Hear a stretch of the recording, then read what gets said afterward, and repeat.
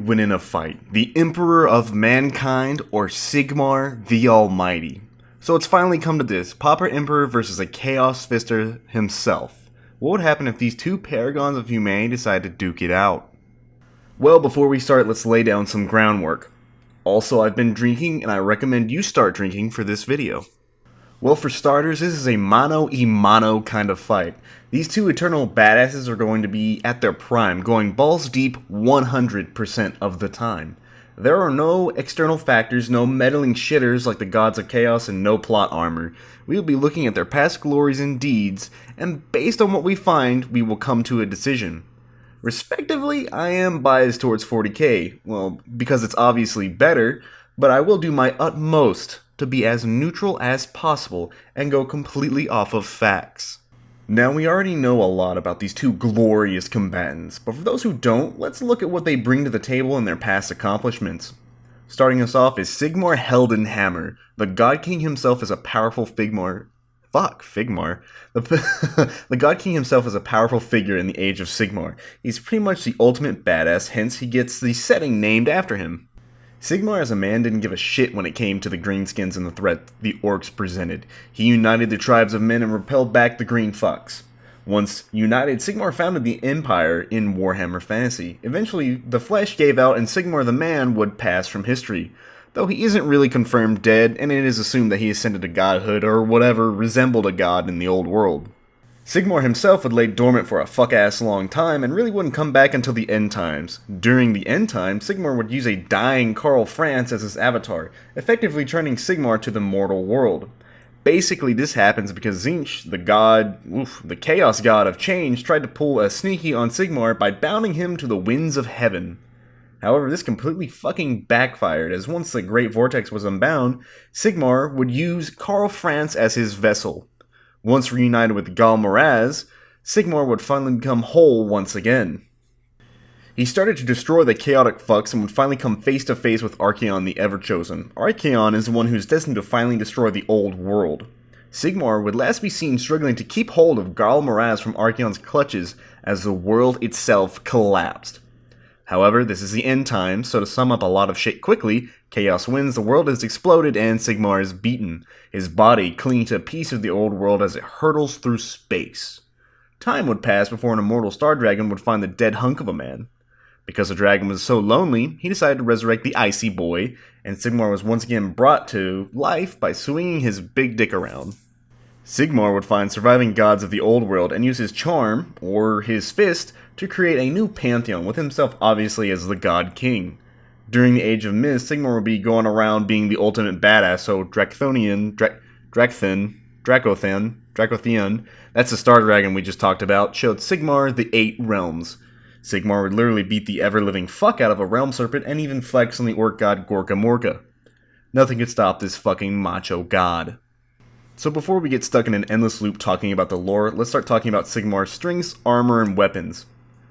Shit, this is turning into an episode of Deadliest Warriors. Sigmar is of course a god, so his physical strength and endurance is far beyond anything human. He is strong enough to defeat any of the greater demons, powerful enough to sunder mountains with a single blow of his hammer Galmaraz, and healthy enough to be dead for thousands of years in space, then be revived by a lonely star dragon. Really, I can't think of enough ways to say how fucking strong this guy is. He is like Superman, but in War Jesus form. Sigmar, however, is not undefeated when it comes to battle. However, to be fair, it comes down to when he is separated from his Warhammer. Galmaraz is his power.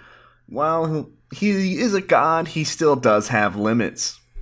There is no clear definition for what kind of armor Sigmar is seen clad in. However, we can go based on what his faction primarily wears, which is Sigmarite. Jesus, fuck, this guy has an ego problem. Sigmarite is a star metal that is pretty much the hardest metal in the known mortal realms. When forged into armor, it provides impressive protection on its own, but then is further strengthened by blessings bestowed with runes of protection. While I don't really know how to quantify the durability of the armor, we will just say that the armor worn by Sigmar is equal to the artificial armor worn by the Emperor of Mankind. We will also be saying that the Golden Halo, which is pretty much a force field around the Emperor, is as durable as the runes of protection.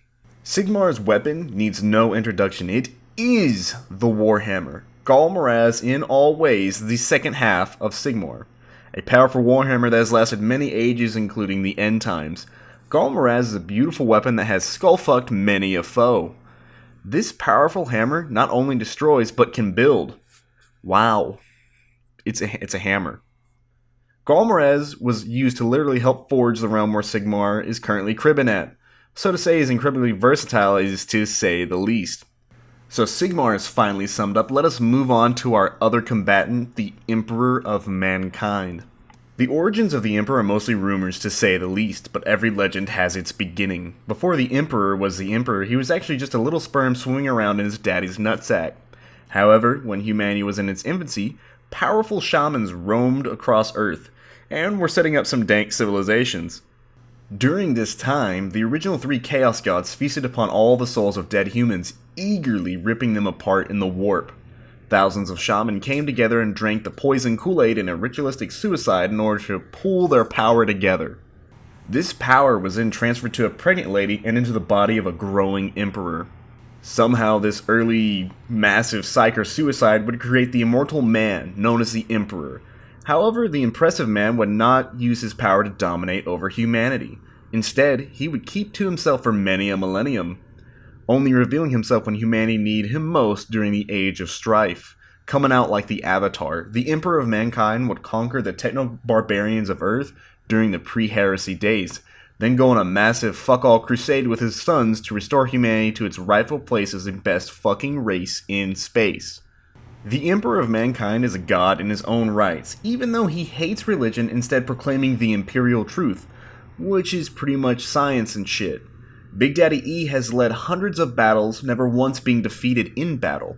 A powerful psyker and well-experienced warrior in his own right. The Emperor has dominated the galaxy while he was at the forefront. It wasn't until his shitty son Horus came along and put his glorious self in the Golden Throne. That is when it really all went to shit. But this fight is when they were in their prime, otherwise Sigmar would have a pretty easy time beating the shit out of a corpse. The Emperor charges into battle wielding a force sword. Pretty much named the Emperor's Sword. I know, it's not as badass as Galmaraz, but hey, the Emperor isn't as vain as Sigmar. The force sword is a psyker charged blade with flames all along its edge. However, this isn't normal fire, but instead weird space wizard fire. The warp conforms reality itself around the blade, melting through any material not also psychically enhanced. In his left hand he carries an eagle lightning claw, a massive gauntlet that rips and tears through limbs as if they were paper. The Emperor isn't a bitch either, and constantly works out.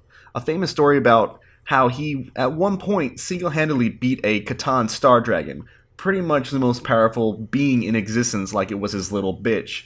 The Emperor, however, was not able to kill the dragon, instead imprisoning it inside the dungeons of Mars. God, that's badass. Now you might be saying, well, Horus beat his father, so why is this really even a matchup? The Emperor, before all things, is still a man.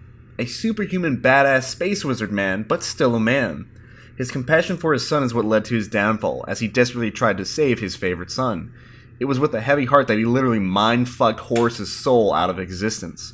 Therefore, the Emperor, while almost a god, can still be beaten. Moving on, we've already talked about how their armor is pretty much the same, so I'm not really going to go over it. Let's just finally get to the matchup before I wake up with a hangover. The Emperor of Mankind strides across the red planet's surface, breathing in the heavy, musty air. Hundreds of orc bodies lay strewn and bloody around him. The flames of his sword flickering and waving as wind blew past him, blood and gore dripping from the tips of his eagle lightning claw. Not a single stretch was upon his glorious artificial armor, and his perfect hair flowed with the wind. Suddenly, the Emperor's gaze shifted as he felt the warp open, a brilliant flash of blue lightning, and the resulting burst of sound filled the battlefield as he saw a man clad in sparkling golden armor, similar to his own, standing in front of him. He held a massive warhammer in one hand, but did not seem to take an imposing stand towards him. Your fight was incredible, my friend. Truly you are a hero of your realm. I am Sigmar, God King and ruler of Azir. The Emperor casually smiled at the man who stood eye level to him. He did not sheathe his sword, but he greeted the man who spoke Old Terran. Well met, the Emperor said, but as you should know, there is no such thing as gods. Proclaiming yourself as such is as ridiculous as a fat pig sprouting wings. Sigmar's brow furrowed, and he raised the massive warhammer, his temper rising like a hot balloon. It seems you need a good smack from Galmaraz to know how wrong you are. The battle finally commenced, with Sigmar making a single bound. Galmaraz raised high over his head as he brought it down, shattering the ground where the Emperor had been standing. The Emperor dodging to the side, impressed by the speed of the self-named god. His flaming foresword striking out in a great arc, seeking to cut the man in half. However, the shaft of Galmaraz blocked the great swing. The powerful energy of the god seemed to pulse inside the weapon, and would not be so easily melted by the Emperor's own powerful psychic energy. A massive kick sent the Emperor flying back as Sigmar created the space he needed to swing his warhammer. The Emperor, still on his feet, charged back, completely unharmed by the kicks, thanks to his golden halo.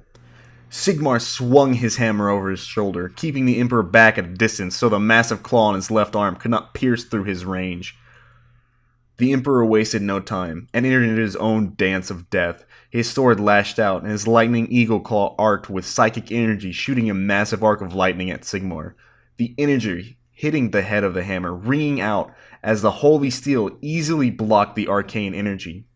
Sigmar snarled and let out a mighty war cry as he rushed back to his foe.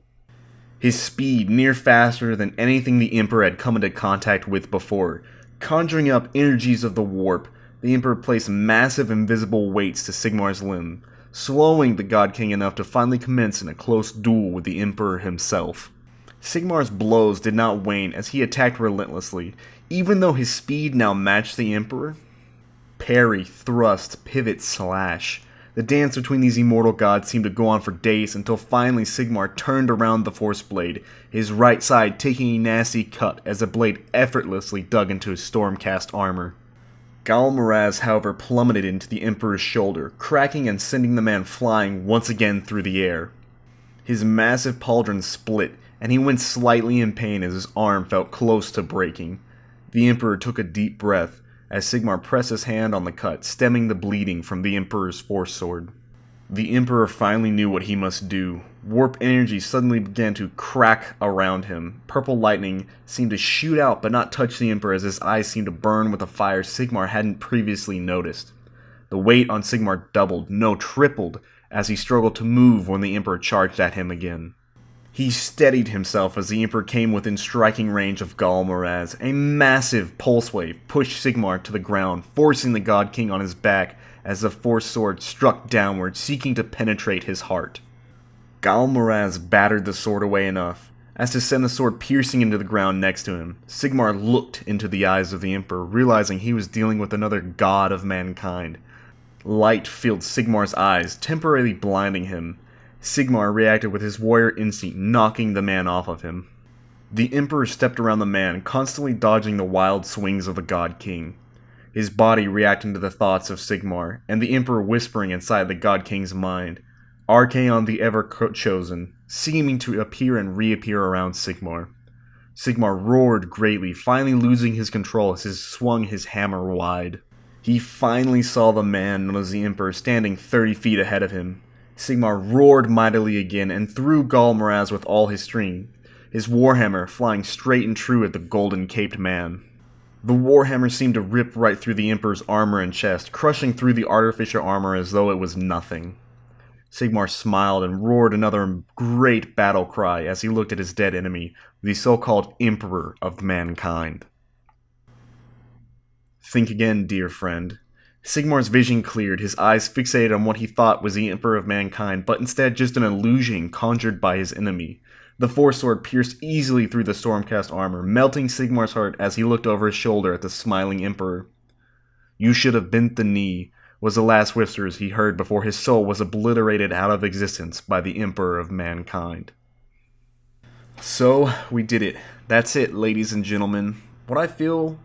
This is pretty much what I would feel would happen between the two rulers of mankind. I know I said I was biased towards 40k, but I truly believe Sigmar wouldn't stand a chance against Big Daddy E.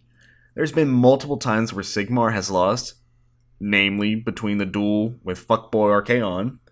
Yet even at his full prime, I don't think Age of Sigmar could beat the Golden Ruler.